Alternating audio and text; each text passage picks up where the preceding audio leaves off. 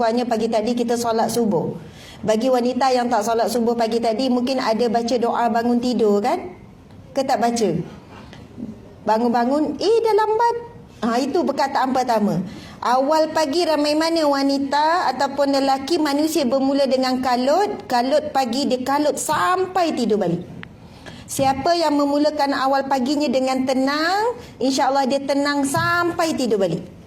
Siapa yang bangun pagi tanpa mengucap rasa syukur, dia akan banyak mengeluh satu hari itu daripada pagi sampai tidur balik. Sebab itu apa pun setiap hari bila ada sinar cahaya yang baru, bila ada hari yang baru, kita sedang memulakan diri kita yang baru. Tapi ramai mana bila buka mata, bila bangun daripada tidur, dia masih bawa cerita semalam. Betul tak? Dia masih bawa cerita yang 5 tahun lepas, 10 tahun lepas. Orang perempuan kan suka simpan kan?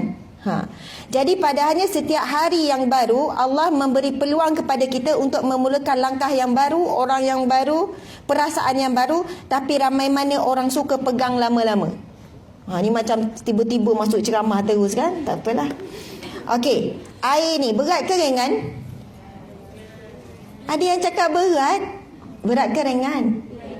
Air ini sangat ringan. Untuk tempoh 1 minit saya pegang, pun dah rasa dah tu.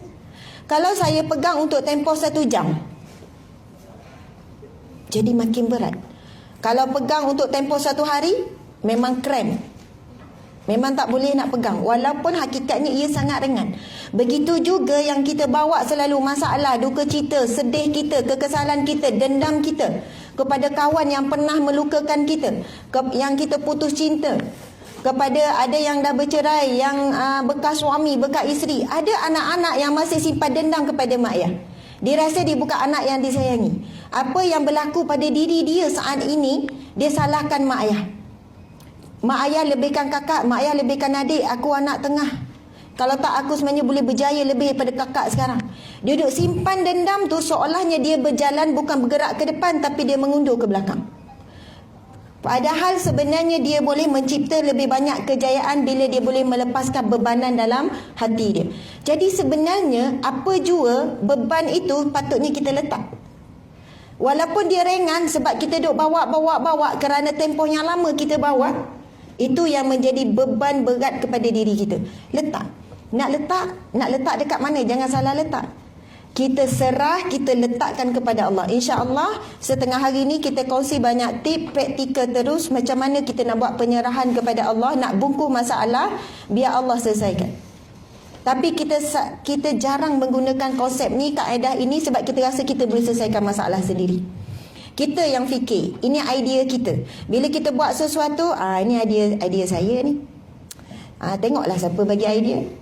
Saya pegang otak tahu nak fikir. Kita lupa sebenarnya Allah yang alim, yang hakim, yang rasyid. Allah yang maha mengetahui, Allah yang maha bijaksana, Allah yang maha cerdas, yang memberikan kita ilham dan juga kecerdasan untuk berfikir. Ilham semua datang daripada Allah. Tapi siapa yang rasa dia yang berfikir, dia yang buat kerja keras apa semua, akhirnya Allah akan membiarkan bila ada masalah dia akan stres, dia akan kecewa, dia akan rasa sangat penat. Sebab dia rasa itu adalah daripada dia, bukan daripada Allah Subhanahu Wa Taala. Alhamdulillah. Jadi kalau siapa-siapa yang saya tengok ada yang rakam tu kan, kalau nak senang ni dah ada tolong rakam ni, boleh share je pergi ke FB saya. Sekarang ni melalui page je. Ustazah Atika. Okey. Ini melalui page Ustazah Asma, boleh share saja sekarang kalau nak share di FB masing-masing ataupun nak follow selepas ini. Saya memang GF pun gila follower. Macam tu. Jadi alhamdulillah tadi kita sebut Allah ya Rahman, ya Rahim, ya Wadud. Allah yang Maha Pengasih, Maha Penyayang, yang Maha memiliki cinta. Allah yang campakkan ke dalam hati kita pada saat ini rasa apa? Rasa cinta yang pertama kepada Allah. Kita mula mukadimah tadi, cinta ini perlukan pembuktian. InsyaAllah pagi-pagi tadi kita dah menunjukkan rasa cinta kepada Allah dengan memulakan doa bangun tidur. Alhamdulillahillazi ahyana ba'dama amatana wa ilaihin nusyur. Ataupun tak sempat baca doa Alhamdulillah. Dan kalau tak keluar pun rasa syukur di pagi hari, mungkin kita dah solat subuh. Tapi kalau ada di sini masih belum mengucapkan apa-apa syukur, banyakkan ucap Alhamdulillah. Itu adalah satu bentuk pujian yang sangat Allah suka. Saya nak tanya pada ibu, para wanita di sini, suka tak orang puji kita? Oh, semua cepat suka. Boleh tak senyum? Senyum paling manis semua? Senyum. Senyum? Masya Allah. Ada yang saya tengok wajah dia, walaupun dia tak senyum, nampak macam senyum. Ada orang macam tu, betul kan? Dia memang dilahirkan penyenyum. Masa baby tak senyum-senyum, memang muka senyum, muka macam senyum. Ada orang dia perlu senyum dulu baru nampak senyum, sebab dia dilahirkan ketat. Muka ketat. Sebenarnya dia bukan marah, dia bukannya macam tak suka penceramah tu. Tapi saya memang akan minta dari semasa ke semasa tolong senyum. Sebab ada beberapa orang dia tak sedar muka dia jadi ketat. Saya jadi confused, dia ni tak setuju ke ataupun dia nak jadi penceramah ke, kan. Jadi subhanallah, kalau kita rasa serius kejap muka kita cuba senyum, subhanallah. Senyuman itu memang beri ketenangan, dia terus akan terus merembeskan hormon gembira, kan. Senang, tak payah hafal nama hormon. Hormon gembira, hormon sedih, padahal ada hormon dia lah. Tak payah susah nak hafal, bagi nama je. Itu hak masing-masing, kan. Hormon gembira bila dirembeskan, subhanallah, yang akan beri ketenangan. Pernah tak kita senyum pada orang, orang tu tak balas senyum? Kita rasa macam mana? Padahal orang tu tak balas senyum je. Kita kata, ya Allah, kenapa, ada masalah ke? Lepas tu tiba-tiba kita tengok dia bercakap dengan orang lain. Dia ngumpat aku ke? Sebab tak senyum saja. Padahalnya dia rabun, dia tak pakai spek masa tu. Dia pun tak tahu siapa. Dia pun apatah lagi nak tengok kita senyum, betul tak? Nak cakap daripada senyum atau tidak boleh menimbulkan pelbagai rasa, boleh menimbulkan pelbagai perasaan. Senyum saja. Kadang orang tak kenal senyum. Lagi kalau orang lelaki kat anak dara, dia perasan tu sampai malam. Orang lelaki tu senyum kat aku lah. Dia perasan tu, rasa jalan tak sentuh. Nak sebut senyum belum puji, ya? Baiklah. Semua orang suka dipuji. Orang perempuan suka dipuji apa? Cantik, comel, awet muda. Yang tu memang terbang habis lah. Ini bagi orang tua. Yang budak kecil ni memang tak rasa. Tak ada orang ada yang anak-anak ni kan, remaja ni. Tapi kita yang ada umur 30, 40, kalau orang nampak muda, yang tu yang paling suka tu. Tapi kalau orang tanya umur berapa? 35. Oh, ingatkan 30. Kenapa nampak tua ke? Bukan, ingatkan 40. Kalau nampak terlebih umur tu, kita rasa tengok je kat cermin. Lepas tu tengok baju. Mungkin sebab tudung ni kot nampak aku lebih tua. Itu kali tak akhir dia pakai tudung tu. Nak kata betapa mempengaruhinya. Lagi kalau orang tegur kurus gemuk, perempuan lagi sensitif. Nampak slim. Baju tu paling kerap dia pakai. Tapi ada waktu baju tu kan, orang kata nampak sihat. Itu ayat lembut kan, padahal nak cakap berisi kan. Tu baju tu kata akhir lah dia pakai. Bukanlah aku biasa je, timbang dah tadi. Ni baju ni nampak lebar ni. Betapa besarnya pengaruh pujian. Dan kita pun kalau kita suka dipuji sekalipun, kita tak ada bagi upah pada orang, betul tak? Ke ada orang lepas puji nampak awet muda RM10. Beratur orang nak puji. Awet muda RM10, RM10. Betul ke tidak? Walaupun kita sangat suka dipuji, tapi kita tak sampai bagi upah pada orang bila orang memuji. Paling kurang, terima kasih. Paling kurang dia cover dengan tambah pujian lagi. Contoh, nampak muda lah, tak percaya umur dah 50. Bukan, tak sebut umur lagi. Tengok tu, dah lari pitching. Bukan pitching, teman dia apa? Punchline. Dah tersebut punchline. Okey, walaupun pun tolong gelak juga ya lepas ni. Contohlah, nampak muda lah, umur berapa? Nampak muda. Tak adalah muda lagi, dah 50. Nampak tak?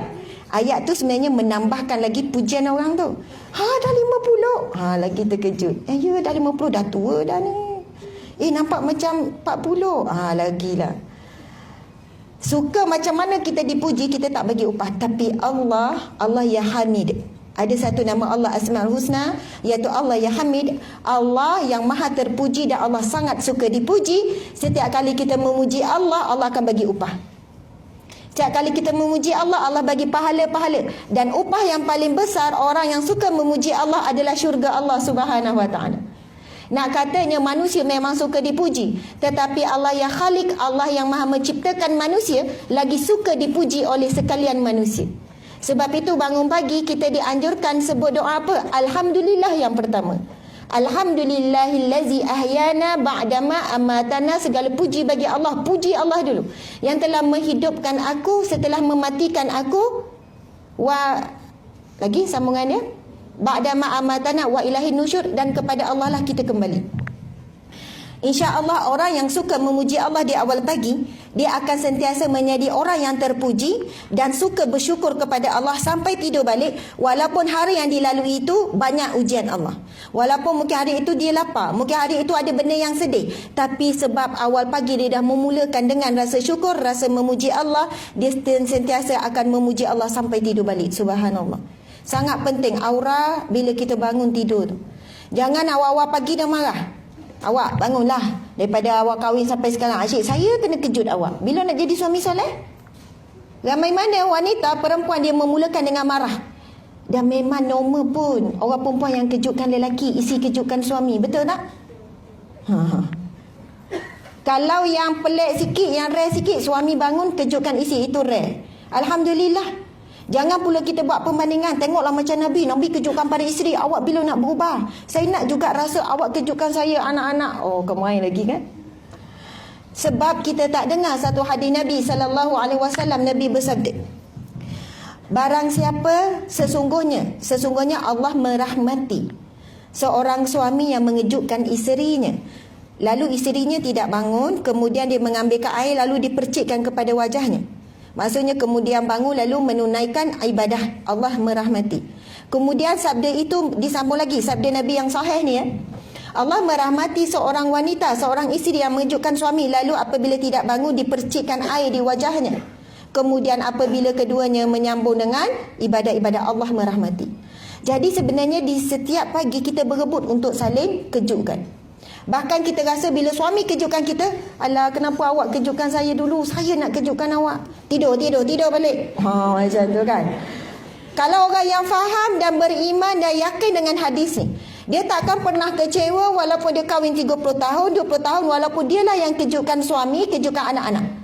Walaupun anak tu dah besar, mungkin dah sekolah menengah, mulut dia tak akan keluar lagi bila dia dah belajar, dah ada ilmu. Sampai bila mak nak kejut ni, setiap pagi mak nak kejut. Tak boleh kebangun sendiri.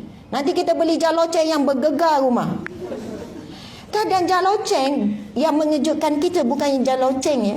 Sebenarnya yang menjaga kita ketika tidur siapa? Allah ya Hafiz ya Muhaimin. Ini nama Allah Asmaul Husna ya. Allah yang maha menjaga, Allah yang maha mengawasi. Kita nak tidur pada waktu malam, kita pernah pesan tak pada Allah, ya Allah aku nak tidur ni, jantung tolong ya Allah bagi berdengup, nafas biar bernafas ya Allah, paru-paru biar mengepam aliran darah. Kita tak pernah pesan kepada Allah, Allah jaga kita tanpa gagal setiap saat, walaupun kita tak pernah pesan kepada Allah. Dan sebab itu ramai orang tak faham, dia rasa yang mengejutkan dia pagi-pagi jam loceng. Ramai mana orang bukan jam loceng mengejutkan dia, bunyi banyak kali tak bangun-bangun, betul kan? Sebab apa? Sebelum tidur, kita ni bangun awal pagi bergantung kepada makhluk. Nak tidur pun bergantung pada makhluk. Lain jam, bergantung pada makhluk. Tapi ada orang dia bergantung direct kepada Allah. Ya Allah, Ya Hayyu, Ya Qayyum, Ya Mumit. Ya Allah, Ya Mumit. Ya Allah yang maha mematikan, sebentar lagi engkau akan mematikan aku. Ya Hayyu Ya Qayyum, ya Allah bangkitkan. Ya Allah Ya Hayyu yang maha hidup dan yang maha mendirikan. Hayyu Ya Qayyum yang maha hidup dan yang maha mendirikan. Ya Allah hidupkan aku kembali pukul 4 ya Allah. Pernah tak kita tidur malam kan? Bila kita tidur malam, kita set dalam kepala nak bangun pukul 4. Contoh nak bangun pukul 5. Tiba-tiba je terkejut, jam loceng tak bunyi lagi. Ya Allah, tepat-tepat pukul 4. Perasan tak? Banyak berlaku. Sebab apa? Bila kita dah hampir dekat nak tidur, kita masuk kepada satu dimensi minda separuh sedar. Dekat nak tidur, kita set dalam kepala pukul 4 ya. Kita masuk minda separuh sedar. Minda separuh sedar ini satu minda yang akan memberi, ia satu minda yang kalau diri kita, minda kita sebenarnya terbagi pada dua, minda sedar dan minda separuh sedar. Sedar tak ni? Sedar ya. Sekarang minda apa ni? Betul, sedar. Sebenarnya kita masih lagi diproses oleh sebahagian besar minda separuh sedar. Yang mengawal mata berkedip, minda sedar ke tak sedar? Bukannya kita fikir nak kedip ke tak. Okey, kedip lah. Berapa kali? 2-3 kali. Kita tak sedar mata kita berkedip. Kalau kita menggaru pun rasa gatal terus. Ataupun sakit yang refleks tu. Kemudian jantung yang sedang berdegup. Semua ni aliran tubuh badan kita ini diuruskan, diatur oleh minda separa sedar. Tapi hakikatnya Allah yang musawwir, Allah yang maha kreatif, yang sangat kreatif mengatur tubuh badan kita. Tapi nak sebutnya sebelum tidur tu sangat penting. Saya ni macam terus masuk je ni tips ke apa ke, tak ada ni turutan-turutan. Ni belum tentu kita akan buka ni. PowerPoint ni adalah 150 ni. Okey. Kita masuk, wow, iklan. Okey, kita sebenarnya sebab kita hari ni tip parenting juga, sangat penting ya kepada para ibu sekalian. Waktu sebelum tidur adalah tempoh yang sangat penting, sebab itu dalam Islam ada doa. Betul kan? Kalau orang bukan Islam, contoh Mak Saleh ke, Mak Saleh lah biasanya, orang barat. Dia waktu sebelum tidur dia buat apa? Ya, bedtime stories. Dia ada bedtime story. Dia ada baca cerita, baca buku cerita sampai anak dia tertidur. Betul kan? Tapi antara kesilapan besar ibu bapa hari ini, dia nak tidurkan anak sebab nak mudah dia letak depan TV ataupun depan video ataupun depan telefon lah. Jadi sambil dia buka cerita kanak-kanak tu, cerita kartun tu, budak tu leka sampai budak tu tertidur. Betul tak? Sebenarnya antara minda yang sangat kuat terakam apa-apa memori adalah minda separa sedar. Iaitu waktu kita mula nak tidur, nampak macam mama nak tidur, tapi masa tu kalau kita masukkan apa-apa mesej masuk tanpa ditolak. Kalau kita cakap sedar ni, kita cakap dekat anak kita gini-gini, ada ketikanya kita nampak dia angguk tapi tak terima pun. Ataupun dia memberontak dalam hati, dia menjawab. Kalau kita cakap, kenapa ni minum ni berdiri ni, dalam hati dia mungkin jawab, mak pun sama minum berdiri. Kadang kita kan depan anak kita minum duduk. Kat dapur tu kan elok minum, tiba-tiba dengan anak kita berlari, cepat-cepat duduk. Kalau kita pun depan anak minum duduk, belakang anak minum berdiri, anak kita pun sama, depan kita dia jadi minum duduk, belakang kita dia minum berdiri, dekat sekolah dia minum berjalan. Jadi antara perkara yang penting yang kita nak masuk dalam minda separa sedar ni sebelum tidur, antaranya doa, lepas tu zikir, kemudian ada orang baca Quran sampai anak tertidur. Betul tak? Apa yang kita rakam dalam kepala, yang terakhir dia akan masuk dan dia jadi kekal dalam tempoh yang lama dalam minda kita. Malangnya bila kita bagi anak kita tengok cerita, tengok TV ataupun tengok video, kartun tu melompat-lompat, perkara yang terakhir dia rakam dalam memori dia adalah kartun tu melompat-lompat sekian hari, begitulah keadaan dia, sebab itu dia sangat hyperaktif. Maksudnya ia akan mempengaruhi tingkah laku dia selepas itu. Macam MC perkenalkan tadi kan, saya sebenarnya berpengalaman sebagai perunica rumah tangga, kaunselor rumah tangga. Ada berapa kes yang saya gunakan kaedah ni. Bila isi kata, ustazah saya dah buat itu, buat ni, macam mana nak ubah suami tak solat. Dah kahwin 15 tahun, 20 tahun suami tak solat ustazah. Saya buat itu, macam-macam lah, ayat tawar, doa, istighfar, apa-apa doa, apa-apa tip yang ustaz bagi saya dah buat. Masalah anak tak solat dan sebagainya. Saya kata cuba kamu gunakan kaedah minda separa sedar sebelum masa nak tidur tu. Sebab masa nak tidur tu, bila kita cakap sesuatu, dia orang tak akan menolak. Tapi janganlah cakap dalam keadaan yang sangat kuat. Contoh kalau suami dekat-dekat nak tidur kan, kita pun bisik macam dia mamai. Dia macam dah tidur, tapi orang panggil tidur-tidur ayam kan, belum lena betul-betul. Kita pun duduk sebelah dia, contoh kita doa, ya Allah jadikanlah suamiku suami yang soleh, ya Allah. Ya Allah jadikanlah dia orang yang solat, ya Allah jadikanlah dia orang yang solat, ya Allah. Ataupun nak bahasa Arab, bahasa Melayu pun tak ada masalah. Ya Allah jadikanlah dia orang yang mendirikan solat. Mungkin setiap malam, mungkin memakan masa 3 minggu, mungkin 40 hari, sampai satu ketika benda tu betul-betul melekat dalam fikiran dia. Sebab masa kita bisik tu dia tak boleh jawab. Kalau cakap depan, bang semayang lah, kadang boleh jadi bertengkar, boleh jadi bergaduh, dia akan menolak sebab dalam sedar. Tapi dalam keadaan minda separa sedar, diulang-ulang, ya bang solat lah bang solat bang solat ya. Tiba dia bangun pula kan, memekak. Walaupun dia nampak dah lena, tapi awal-awal tu. Sebab apa? Ketika sedar mulut boleh menjawab. Bila masa tidur, kita nampak mata memang dah tutup, tetapi telinga tetap terbuka. Telinga masih mendengar. Buktinya kita ibu-ibu kan, walaupun tidur lena, anak menangis bangun tak? Kadang yang ajaibnya, kalau sekarang ni saya ada anak yang nombor 6 tu, anak yang kecil tu, bukan darjah 1, minta maaf, 1 tahun, jadi tidur dengan kita lagi kan. Jadi kadang dia bergerak sikit je, kita tidur lena, dia bergerak macam rasa bergolek kan. Kita boleh tu seorang ibu, betul tak?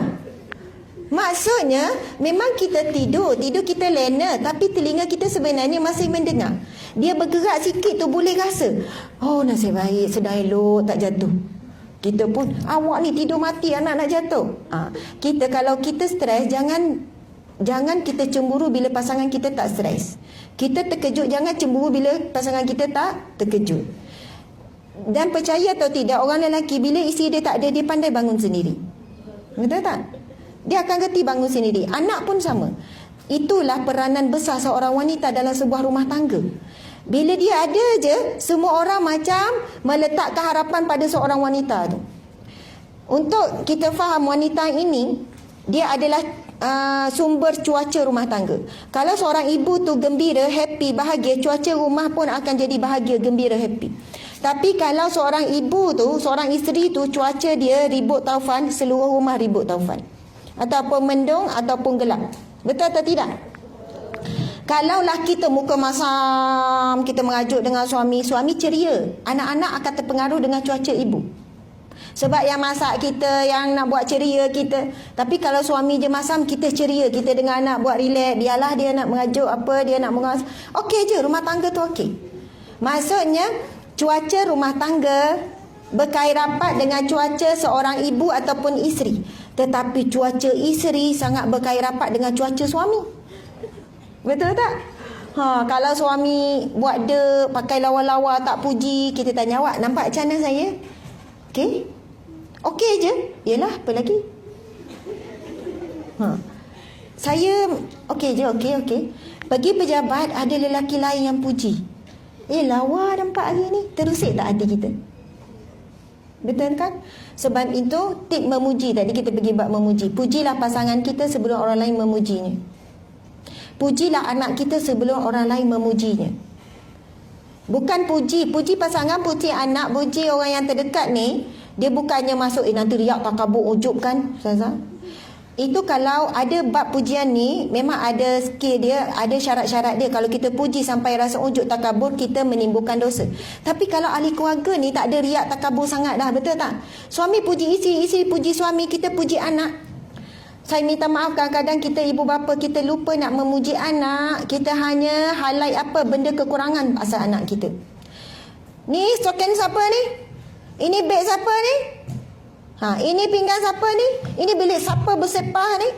Tapi time dia kemas bilik, kita tak puji-puji sangat. Masa dia lipat kasimut, kita tak puji, bagusnya kasimut. Seminggu tu ada sekali kasimut dia tak lipat. Yang tu berbakul-bakul.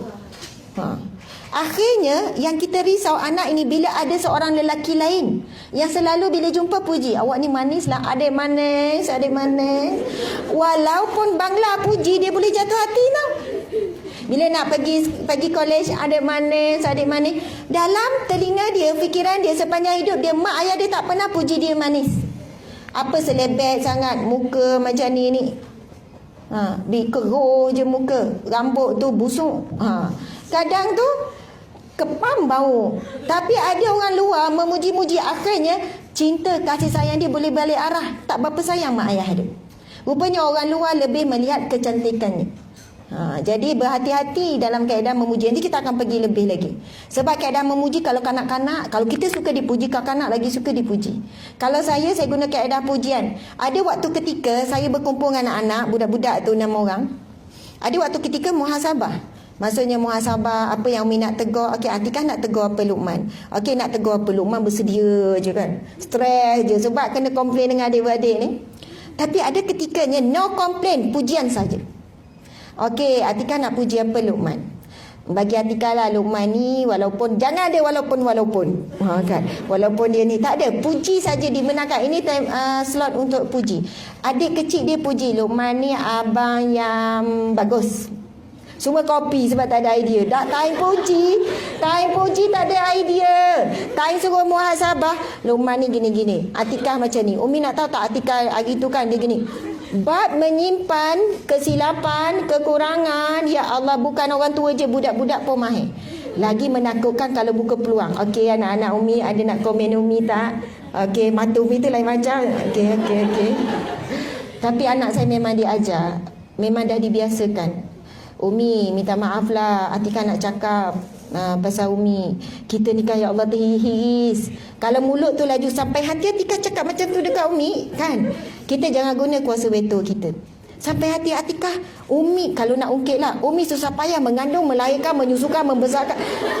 Ramai mana seorang ibu dia suka ungkit benda tu, betul tak? Umi jaga sampai tak tidur malam. Seorang ibu yang bercakap begini, dia lupa yang jaga anak dia bukan dia. Yang jaga anak kita adalah Allah ya Hafiz ya Muhaimin. Allah yang maha menjaga, maha mengawasi. Allah yang bagi kudrat, Allah yang qawi, Allah yang maha kuat, yang bagi kita kekuatan untuk bangun malam, bagi kekuatan untuk kita menahan sakit, mengandung, melahirkan, menyusu. Allah yang bagi semuanya. Jadi seorang ibu yang menyandarkan diri dia, mak yang jaga kau, mak yang ni, dia akan kecewa bila satu hari nanti anak tidak membalas jasanya. Sebab apa? Kita sebenarnya sangat mengharapkan balasan daripada Allah. Tapi seorang ibu mengharapkan balasan daripada anak, takut kita menyesal, kita jadi orang mufli di akhirat kelak. Bila kita menyangkakan kita ada banyak pahala kerana mengandung, melahirkan, menyusu, membesarkan anak, tapi di akhirat kelak ada satu hadis Nabi SAW. Nabi bersabda, di akhirat kelak Allah akan menempelak. Allah akan menempelak golongan manusia, yang mana Allah akan berkata kepada mereka, carilah mereka yang engkau ketika hidup di dunia dahulu engkau perbuat kerana mereka.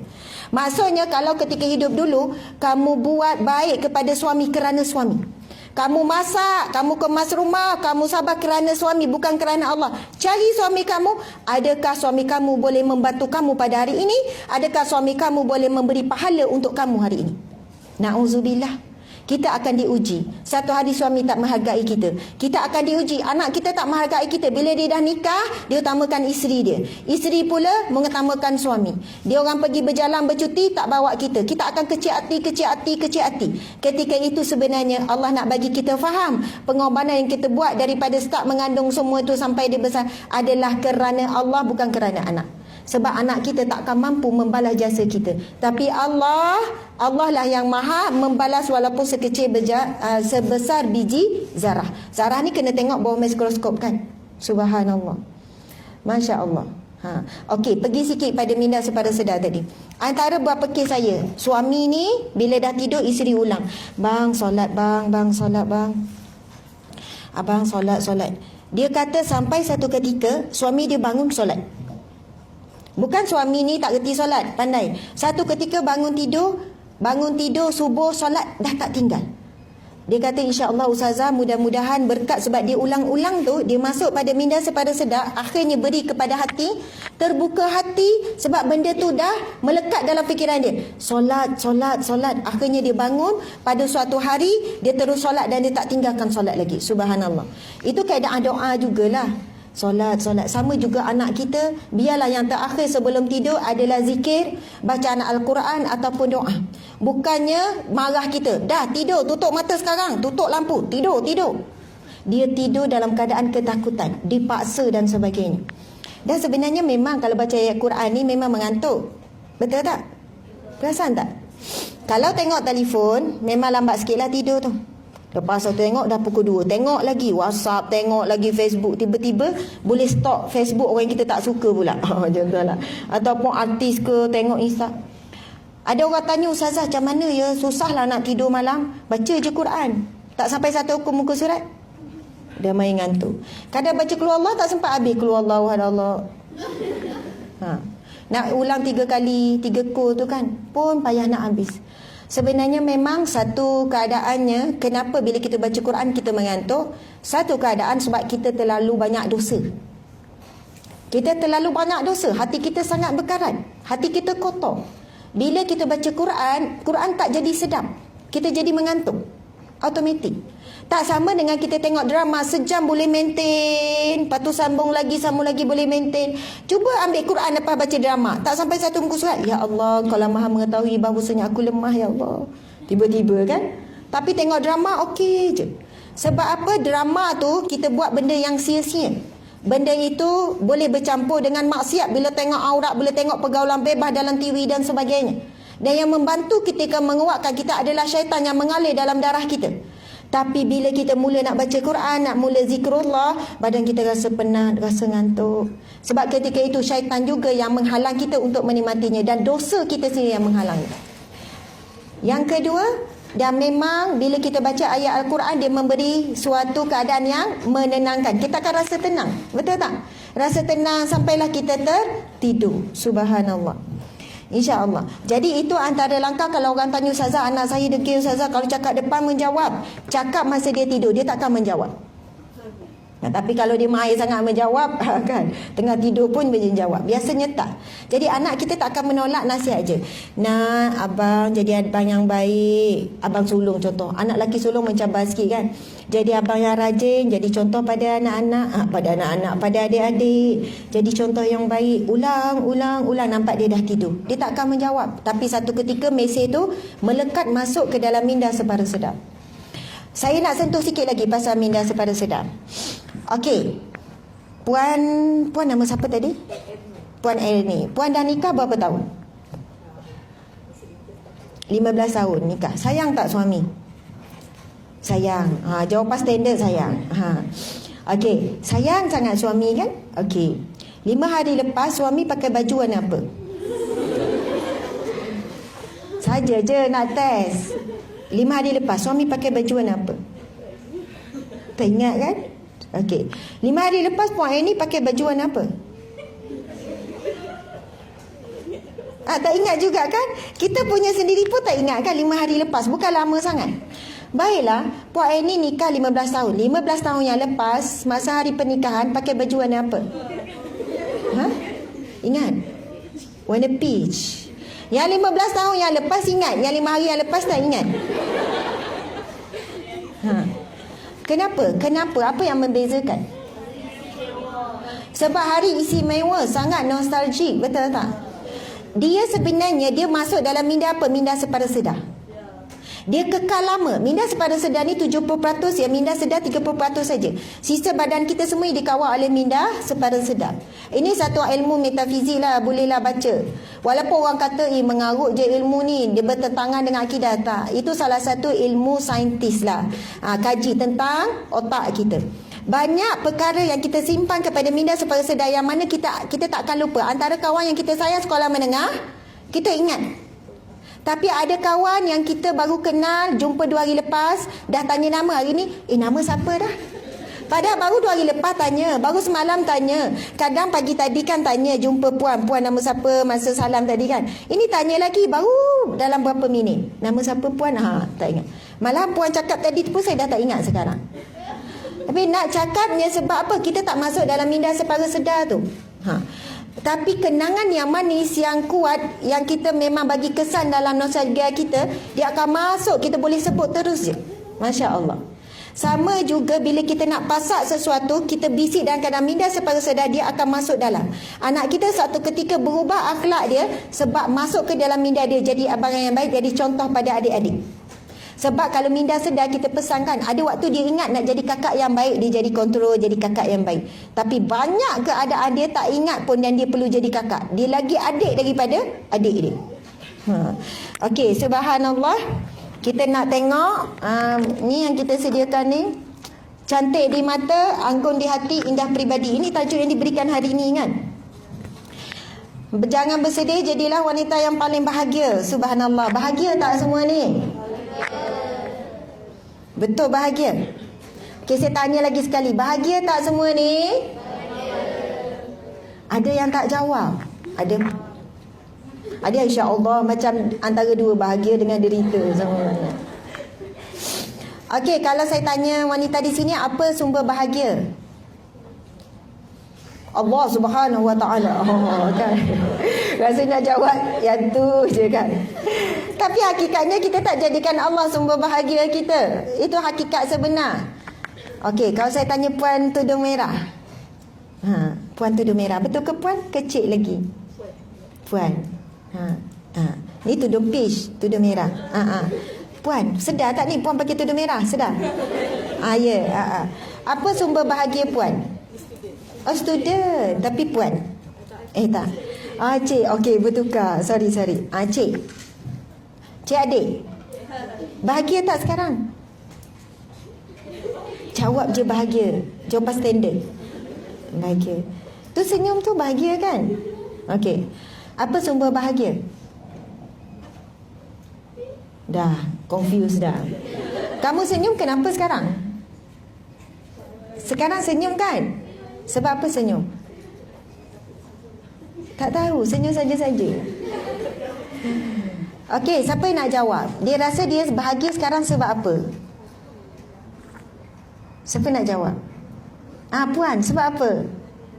Sebab ada baby. Tengok dia bawa baby, geramlah pula. Berapa bulan tu? 7 bulan. Comel je kan? Peserta paling muda. Okey. Subhanallah, baby ni kan untung kan jadi baby, tapi kita pernah jadi baby. Kalau kita tengok, seronoknya jadi baby, kita lupa kita pernah jadi baby. Kan baby ni, ya Allah, senyum, suka, tapi baby pun stres. Sebab buktinya dia menangis, betul kan? Maksud dia pun stres. Bila keluar je ke bumi, dulu-dulu di alam rahim, bila keluar je daripada perut, pertama kali dia menangis. Sebab dia tahu keluarnya ini alam yang penuh dengan hujan, dengan penuh pancaroba. Dia tunjukkan stres dia dengan menangis sebab dia lapar. Mungkin dia sejuk. Dia bagi tindak balas. Ya kan, betul kan? Dia kata faham Ustazah ni. Saya pun stres. Bila tengok Umi Abi bergaduh contohnya. Sebab emosi kita, baby memang boleh rasa. Kadang menyusu tu kan sambil marah. Menyusu tu sambil mulut tu tak puas hati dengan ayah dia kan.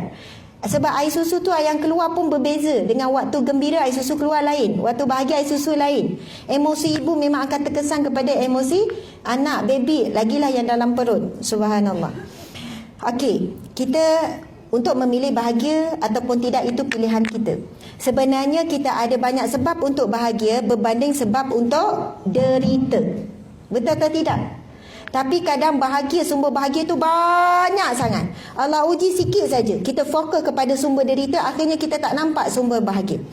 Contoh, ada seorang wanita, bukan seorang, sebanyak ramai sangat.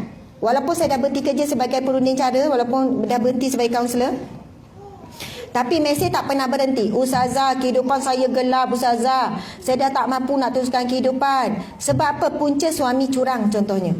Suami ada perempuan lain. Suami main dengan isteri orang lain. Suami sekian-sekian. Itu sebenarnya memang satu ujian yang berat bagi seorang wanita. Ustazah, saya dah berkorban untuk dia. Ustazah, saya lahirkan anak dia 6 orang Ustazah. Saya habiskan seluruh kehidupan saya. Memang sangat kecewa. Yang kahwin 30 tahun, betul tak? Yang kahwin 20 tahun, tiba-tiba suami terlibat dengan wanita yang lebih muda. Kasih sayang, perhatian, ya Allah. Orang lelaki kalau angau, lelaki tua kalau angau lebih dahsyat daripada lelaki muda. Lelaki purba. Kan? Banyak kes saya umur dah 60, umur dah 50, angau dengan perempuan muda, sampai dia cakap Ustazah, sampai tahap gambar perempuan tu tidur sebelah dia, kan tidur tak katil, dia kena tidur bawah. Gambar perempuan tu duduk sebelah tidur. Kadang pasal laptop gambar perempuan duduk. Ya Allah, saya kata takkan Pak Cik jadi macam tu Tuan Haji ni. Dia kata Ustazah kena buatan kot. Kan. Mungkin kena manderam. Cerita manderam ke buatan ke kena sihir ke tu nombor 2. Sekarang apa yang Hajah nak buat? Apa usaha Hajah? Nak selamatkan. Jangan pandang suami tu yang membuat keburukan, tapi pandang Allah sedang uji Hajah dan Allah sedang uji suami. Jadikan suami tu anggap dia sedang sakit. Macam mana nak buat? Lepas tu muka dia kan sedih, menangis je. Mesej tak habis-habis, sedih, menangis, sedih, menangis. Saya pun tanya, Hajah ada anak berapa orang? Ada 6 orang. Anak, macam mana keadaan anak? Semua berjaya Ustazah, semua dah nikah sekarang ni. Hajah ada adik-beradik? Ada Ustazah, ada adik-beradik. Lepas tu ada mak ayah lagi? Ada yang mak ayah ada. Saya kata, Hajah sekarang ni macam ni. Kalau Hajah berterusan sedih, menangis sampai anak-anak balik duk tengok mak kuru tak lalu makan sebab ayah ni ada masalah. Betul kan? Sekarang Hajah kena tengok Hajah ada banyak lagi sumber bahagia. Puan ada banyak sumber bahagia. Sekarang ni sementara suami tengah sakit tu, suami tengah sakit, habiskan masa dengan anak-anak. Minta izin dengan suami pergi rumah anak seorang-seorang.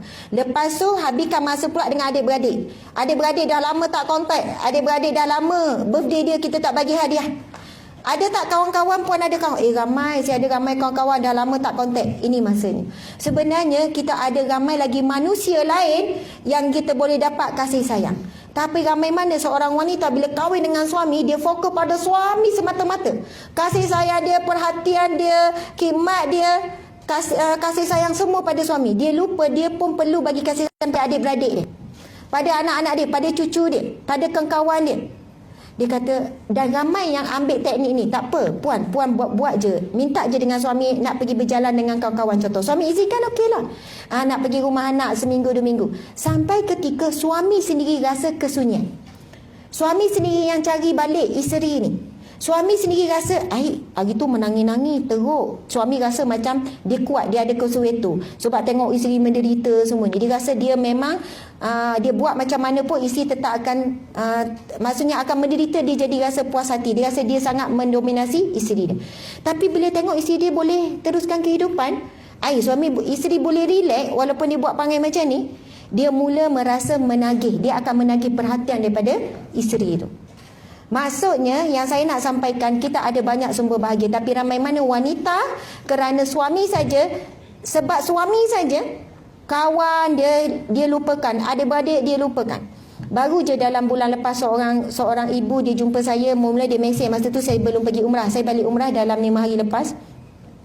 Dia bagi satu kata, Ustazah tolong doakan anak perempuan saya baru kahwin setahun lebih. Sekarang ada masalah dengan suami sekian-sekian. Teruk sangat masalah suami dia, gini.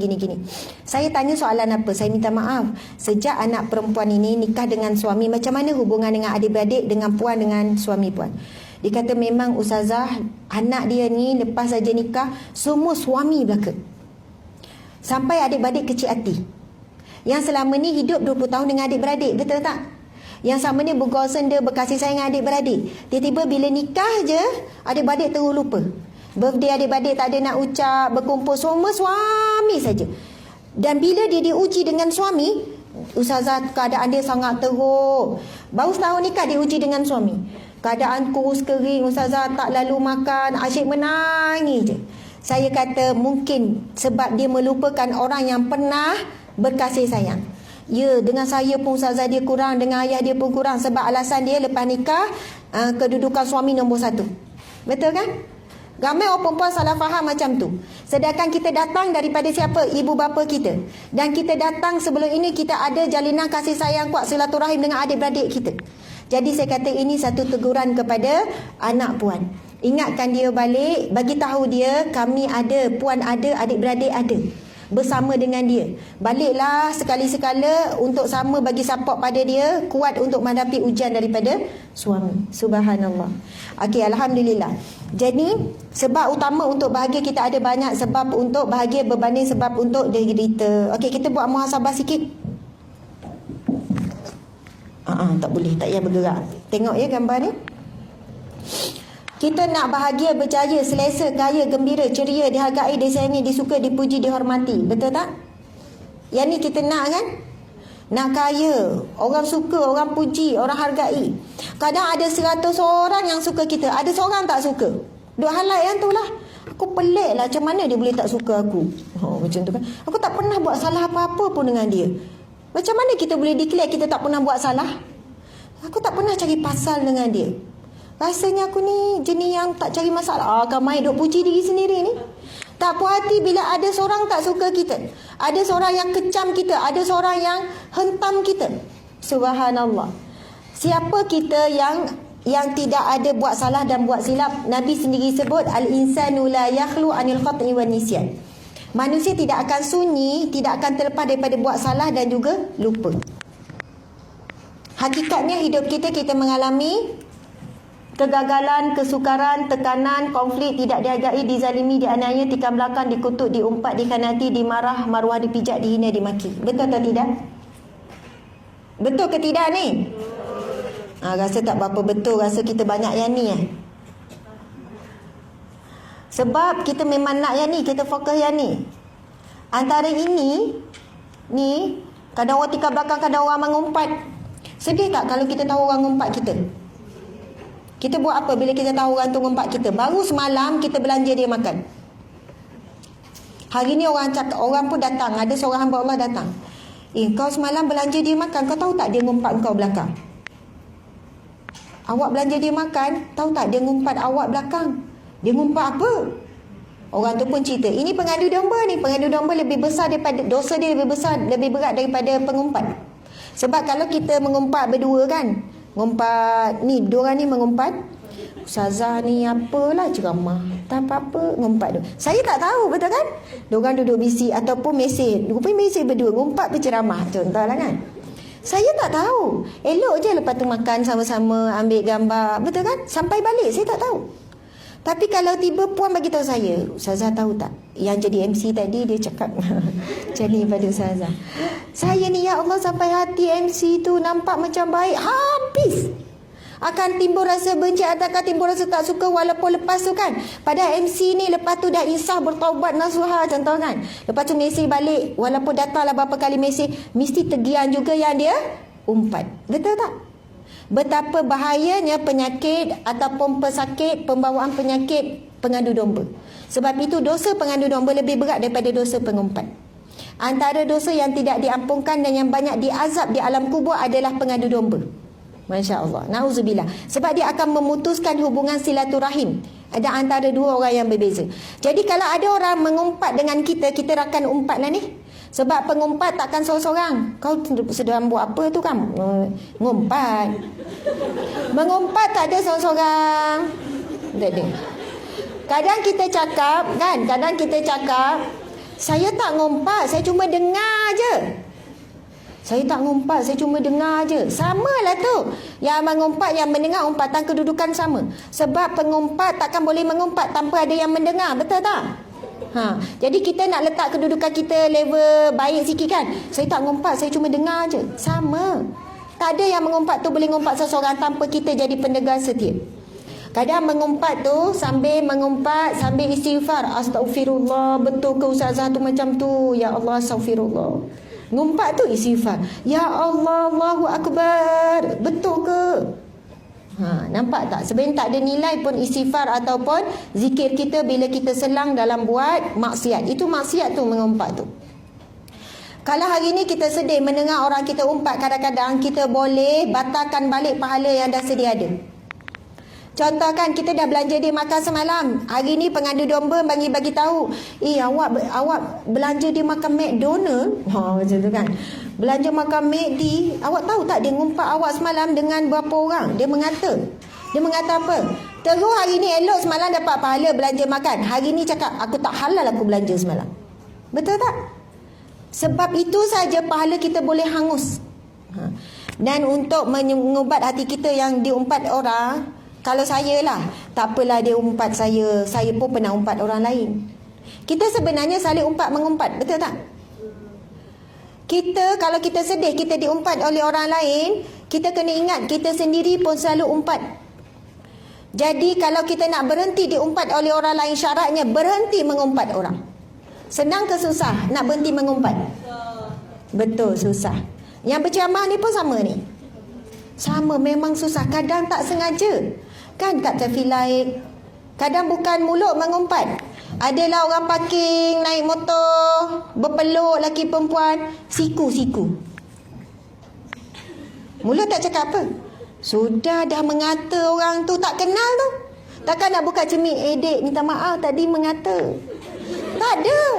Orang tu dah berlalu, kita tak kenal, ya Allah. Saya kan sebab saya dah selalu dengan kerja dengan bahagian berurusan dengan bahagian penguasa yang tangkapan ni. Orang yang buat jenayah syariah, buat maksiat, yang kena tangkap tangkap khalwat dan semuanya ni kan, orang-orang muda. Bila saya bergaul dengan mereka, kadang program tu saya pagi sampai petang satu hari dengan pelaku jenayah syariah. Yang minum arak, yang apa lagi? Nombor ekor, yang khalwat semua ni kan. Bila saya bersama dengan diorang, saya baca luahan perasaan, mereka ni yang sangat sosial ni datang daripada keluarga yang porak-peranda. Mereka mesti akan salahkan siapa? Mak ayah saya yang salah sebab tak didik saya. Tak pernah ajar saya semayang, tak pernah ajar saya tentang ni. Mak sendiri bawa lelaki balik rumah, ayah sendiri selalu curang gini-gini. Saya terlibat dengan ni sebab saya ketagihan video lucah contoh. Kenapa terlibat dengan aktiviti pelacuran? Saya ketagihan tengok video lucah. Sebab apa? Ayah saya ajak saya daripada kecil tengok video lucah. Bila saya baca, akhirnya kita jadi kesian. Bila kita tengok orang muda buat maksiat, color rambut, duduk lepak laki perempuan peluk-peluk, sepatutnya yang keluar pada mulut kita, ya Allah berilah aku hidayah dan diri hidayah. Itu bahasa Melayu lah. Tapi kalau doa bahasa Arabnya, ya muqallibal qulub sabbit qalbi ala dinika wa ala ta'atika. Tapi kita niat terus, ya muqallibal qulub sabbit qulubana, ya Allah tetapkanlah hati kami. Niat sekali orang yang kita tengok buat maksiat tu atas jalanmu ya Allah dan dalam ketaatan kepadamu. Tapi bahasa Melayu ialah senang kan, oh ya muqallibal qulub, tak ingat-ingat orang tu pun dah berlalu kan. Jadi kita doa je, ya Allah berilah kami hidayah. Apa doa ustazah baru nak cari apa kan? Ya muqallibal qulub, itu doa daripada Nabi SAW. Tapi kalau bahasa Melayu, Allah Maha mendengar, Allah yang Sami' dan Allah yang Maha memahami, Allah sangat faham. Ya Allah berilah kami hidayah. Rupanya, hikmahnya kalau hari itu kita keluar daripada rumah, kita pergi shopping kompleks. Shopping kompleks. Shopping kompleks. Kita tengok ada perempuan tua dah pun, tapi pakai baju ketat. Pernah tengok tak? Dah tua pakai legging. Lepas tu badan tu berlipat-lipat tu. Kita kira 3 lipat pakai baju ketat juga. Dah ada lipat-lipat tu pakai ketat juga. Mulut tu laju je mengata, betul tak? Kadang mengumpat, mengata. Masa kita mengata orang lain, kita dalam keadaan sombong. Sebab sombong kenapa? Kita rasa kita lebih baik daripada dia. Kita tak tahu perakhiran hidup kita macam mana, perakhiran orang tu macam mana. Yang terbaik rupanya kalau 10 makcik lah yang berlipat-lipat kita jumpa hari tu, kita tak akan terkeluar, ya Allah dah tua macam ni, tak sedari. Kalau badan elok, macam tu pula keluar. Kalau slim tu lain lah. Ada kadang terkeluar macam tu. Slim tak slim memang tak boleh dedahkan aurat. Rupanya hikmah lepas ni sebab kita dah belajar, terus doa. Ya Allah berilah kami hidayah. Terus niat untuk makcik tu. Ya Allah berilah makcik ni hidayah. Macam tu kan. Macam bagus sangat. Bila cerita pasal hidayah, jangan mula dengan doa pada orang lain. Diri kita. Kita yang paling perlu hidayah Allah. Sebab takut masa kita doakan orang tu supaya dapat hidayah, kita rasa kita ni orang baik. Rupanya kita doakan untuk dia hidayah, kita sedang rasa kita lebih baik daripada dia. InsyaAllah ya, seramai mana kita doakan untuk orang lain, Allah akan jaga zuriat keturunan kita, anak cucu kita. Sebab mulut dia, nenek dia ni, kita ni esok jadi nenek ni, selalu doakan cucu orang lain, Allah akan jaga zuriat keturunan kita berkat kita suka doakan untuk orang lain. Itu kan hadis Nabi sebut, barang siapa yang mendoakan saudaranya secara sembunyi. Sebab makcik tu tak tahu kita doakan dia, betul tak? Budak muda tu tak tahu ni. Tak ada kita cakap, cik saya dah doa dah hidayah untuk encik. Kita tak cakap, kita tak kenal dia, kita tak tahu siapa dia. Tapi senyap-senyap kita tengok, ya Allah terselit dalam hati. Kalau tak sebutkan mula, ya Allah berilah kami hidayah. Rupanya setiap hari kita keluar, kita nampak orang yang memerlukan hidayah petunjuk daripada Allah. Setiap hari itulah kita sedang didoakan kembali oleh para malaikat. Kan Nabi bersabda, barang siapa yang mendoakan saudaranya secara sembunyi, para malaikat mendoakan 10 kali ganda kepadanya. Pulang balik doa tu untuk kita dan zuriat keturunan kita. Subhanallah. Jadi pasal mengumpat ni, saya nak bagi satu senario keadaan. Contohlah perbualan penghuni neraka. Contoh, na'udzubillah, kita bukan dalam neraka. Perbualan penghuni neraka ni sama-sama ahli neraka ni. Seorang makcik tua hajah. Contoh, dia pergi haji apa hajah. Sebab hajah pun mengumpat lagi, betul tak? Walaupun baru balik umrah mengumpat juga. Subhanallah. Kita tak akan berhenti daripada buat dosa, buat maksiat. Yang mampu kita buat adalah jangan berhenti bertaubat kepada Allah. Tu je yang mampu kita buat. Nak satu hari terlepas daripada tak buat dosa, mustahil, sangat susah. Lagi kita keluar bekerja dan sebagainya, betul kan? Bos lalu mata.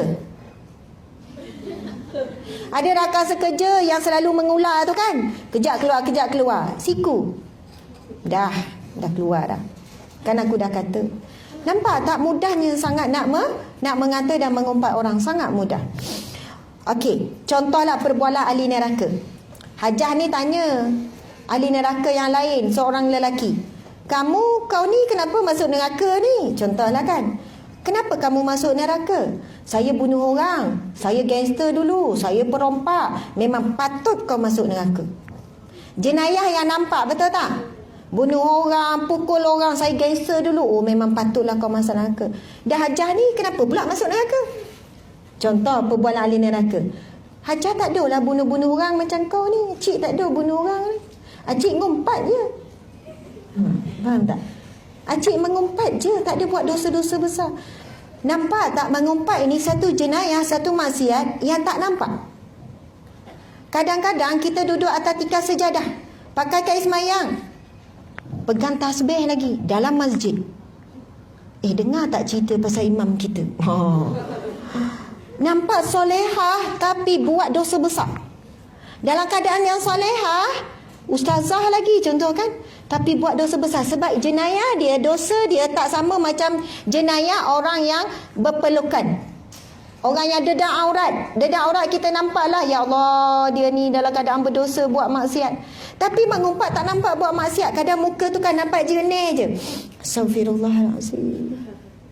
Saya dengar agak cerita dia, apa yang saya tahu lebih lagi. Subhanallah, astagfirullahalazim. Tapi untuk sebagai muhasabah kita bersama, saya akan cerita.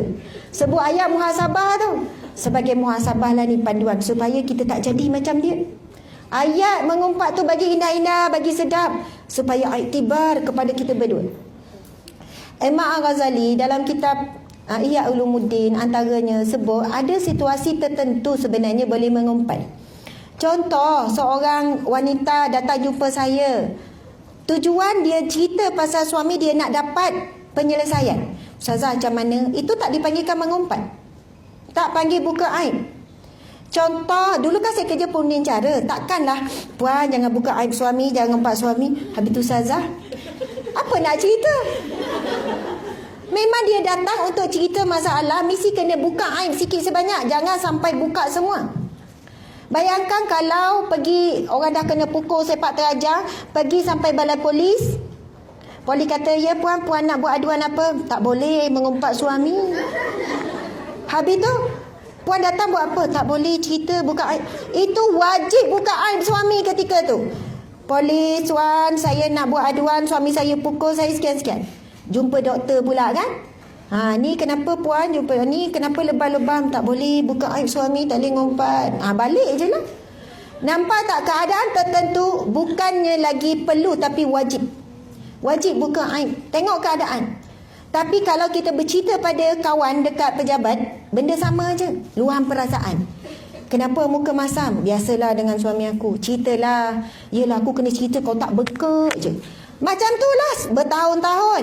Atas alasan luahkan masalah. Masalah tak selesai. Itu namanya mengumpat. Sebab kawan tu bukan bagi nasihat yang bagus pun. Kalau aku jadi kau, dah lama aku minta cerai. Kau ni sabar betul. Tiba-tiba jadi rasa macam penyabar. Baru lepas ngumpat, betul lah aku isi yang sabar.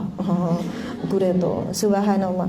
Jadi kalau kita luahkan sesuatu, aib orang hanya sekadar untuk memuaskan keinginan kita, kita rasa lega, itu adalah tipu daya syaitan. Sebab lega kita itu lega bersalut dengan dosa.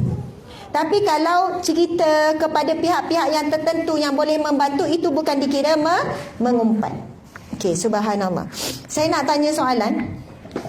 Antara ini dengan ini, mana yang lebih banyak membentuk diri kita? Yang negatif ke yang positif? Yang ini. Ini belum. Ini kalau pada sebatang pokok, ia ibarat seperti daun hijau. Kan daun hijau kan nampak cantik, nampak segar, betul tak? Kalau kita dapat ni, dipuji, selesa, gembira. Tapi daun hijau berapa lama boleh bertahan?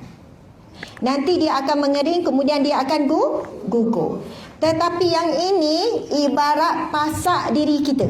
Yang ini, yang negatif ni, ujian, cabaran dalam hidup kita ini ibarat akar kepada sebatang pokok yang membuatkan kita kuat berdiri sampai hari ini.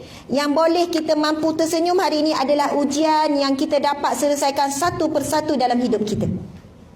Ini yang jadi pasak diri kita, bukan pujian, bukan penghargaan, tetapi ujian demi ujian. Subhanallah. Okey, kita tengok lagi. Allah Subhanahu wa taala berfirman, auzubillahi minasyaitanirrajim. وعسى أن تكرهوا شيئا وهو خير لكم وعسى أن تحبوا شيئا وهو شر لكم والله يعلم وأنتم لا تعلمون. Sadaqallahul Azim. Yang membawa maksud, boleh jadi kamu benci sesuatu, ia baik bagi kamu.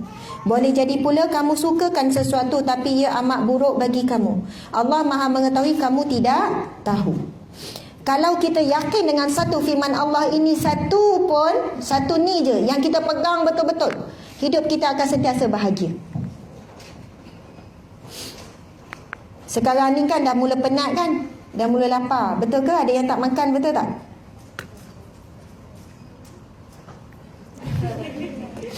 Okey, kita buat gerakan bahagia sikit boleh? Okey, duduk tegak kejap.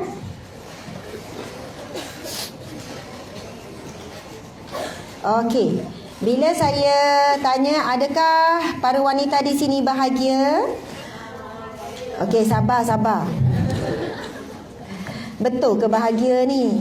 Bahagia ya? Buat satu gerakan macam ni. Sebab saya tak boleh pegang ni. Bila saya tanya adakah bahagia, kita buat Alhamdulillah. Cuba ikut. Alhamdulillah. Cinta Allah, cinta Rasulullah, cinta Al-Quran, bahagia. Buat love. Kalau nak buat macam ni pun boleh. Cuba buat. Ada yang keras tangan tu, tak jadi. Okey, cuba buat love tangan. Saya kurang suka sikit buat love macam ni. Sebab kadang ada orang kata nampak cross lah, apalah. Tak apalah kalau pun orang kata itu bukan cross, tapi nampak macam cross kan. Jadi cuba buat love macam ni. Pernah tak buat gaya love ni? Ada yang macam ni jadi. Tak apa. Yang penting bahagia. Buatlah bentuk apa pun. Ni jadi petak, jadi tiga segi. Tak apa. Nak buat macam tadi pun boleh. Bahagia. Kalau bahagia tu besar sangat, buat besar sangat. Bahagia sampai kena orang sebelah. Ada yang buat macam ni Dia macam ni kan. Nampak love juga. Asalkan bahagia. Bebas nak buat bentuk macam mana, tapi bentuk love. Love tu tanda apa? Sayang lagi, cinta, bahagia lagi, suka. Okey. Love ni dia adalah, kalau kita dalam anggota badan kita duduk di mana? Hati ke heart? Heart tu apa dia? Jantung. Hati duduk kat mana? Ni, sebelah kiri kan? Sebelah ni. Habis tu kalau sebut sakit hati, kenapa tunjuk jantung? Sakit hati. Patut kena sebut sakit hati. Kalau berdebar pun patut sebut berdebar-debar hati. Sebut, tunjuk hati. Hati di situ yang membuatkan kita berdebar-debar. Jantung, dia berdegup kencang. Yang rasa cinta semua tu kesan daripada interaksi jantung tu. Dia ngepam laju, ngepam itu, ini bagi kepada otak semua. Dan kalau kita baca satu hadis Nabi SAW, Nabi bersabda, ala inna fil jasadi mudghah. Sesungguhnya dalam sekujur tubuh badan kita ada seketul daging. Wa iza salahat salahal jasadu kullu. Wa iza fasadat fasadal jasadu kullu, ala wahya qalbun. Nabi bersabda, dalam badan kita, anggota badan kita ada seketul daging. Sekiranya daging itu baik seluruh anggota badannya. Sekiranya daging itu rosak ataupun busuk ataupun sakitlah seluruh anggota badannya, busuklah seluruh anggota badannya, ketahuilah itu adalah jantung. Cuma kita je orang Melayu kita istilahkan kolbon sebagai hati.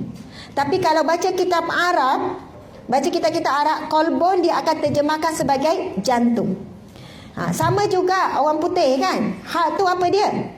Jantung, not liver. Jantung. Dia akan tunjukkan jantung. Dan itu yang bentuk macam tu adalah bentuk jantung, betul tak? Bukan bentuk hati. Hati bentuk macam mana? Lemper je kan? Betul. Tiba-tiba sebut hati. Tak apalah. Ustazah takkan nak ubah pula. Sakit jantung. Tak sesuai kan? Jadi dah terbiasa hati, tak apa, jantung hati. Si jantung hati, betul tak? Okey, saya tanya kita buat gaya tu macam mana? Alhamdulillah. Cinta Allah.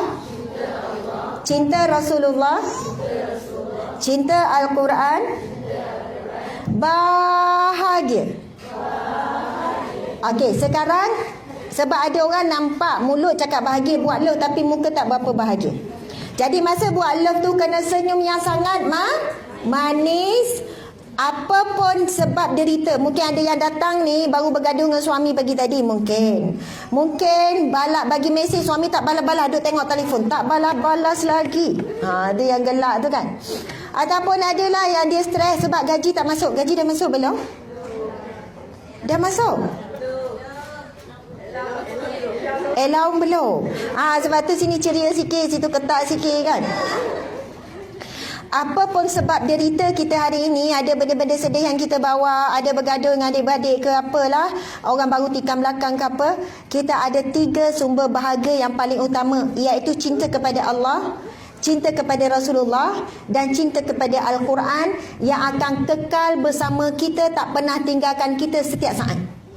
Hatta bila kita mati, berapa lama suami boleh tunggu kita kat kubur? Agak-agak berapa lama dia tunggu?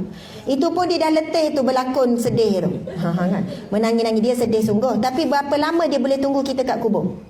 Agak-agak berapa? Lepas kita mati berapa lama dia tunggu? Setengah jam. Dah lapar baliklah dia. Dah ngantuk, penat kan, uruskan kita nangis dah satu hari. Akhirnya dia akan balik. Tetapi yang tak pernah tinggalkan kita, Allah, Rasulullah dan Al-Quran. Nabi bersabda, Iqra'ul Quran, bacalah Al-Quran, innahu ya'ti yaumal qiyamah syafi'an li ashabi. Dia akan datang pada hari kiamat kelak sebagai pembantu, syafaat, penolong kamu untuk masuk ke dalam syurga. Suami tak boleh tolong kita, anak tak boleh tolong kita. Ini firman Allah Subhanahu wa taala. Allah berfirman, A'udzubillahi minasyaitonir rajim. Yauma la yanfa'u malun wala banun illa man atallaha biqalbin salim. Sadaqallahul azim. Di hari yang tidak ada manfaat sedikit pun, harta benda, anak pinak kamu, suami kamu, kawan-kawan kamu, ibu bapa kamu, tak ada manfaat, tak boleh bantu. Illa man atallaha, kecuali yang datang bertemu dengan Allah biqalbin salim, dengan jiwa yang selamat. Jiwa yang selamat perlu ada 3 cinta ini. Cinta kepada Allah, cinta kepada Rasulullah, cinta kepada Al-Quran. Jadi saya nak, bila saya tanya adakah ibu-ibu bahagia, para wanita sekalian bahagia, kena sebut sumber bahagia itu dengan senyuman. Boleh tak? Okey, duduk tegak semua. Ni kat sini ni yang belum dapat allowance ni, walaupun sedih tak dapat allowance lagi. Okey. Adakah para wanita sekalian bahagia?